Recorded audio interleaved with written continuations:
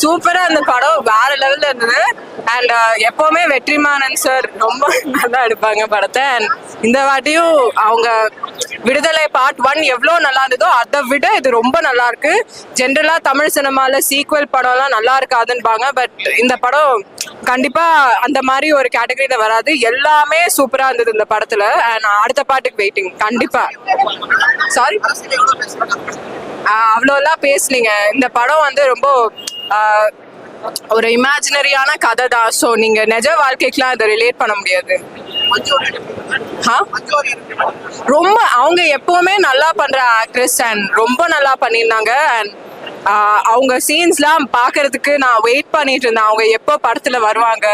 And அவங்க as usual கலக்கிட்டாங்க படத்துல.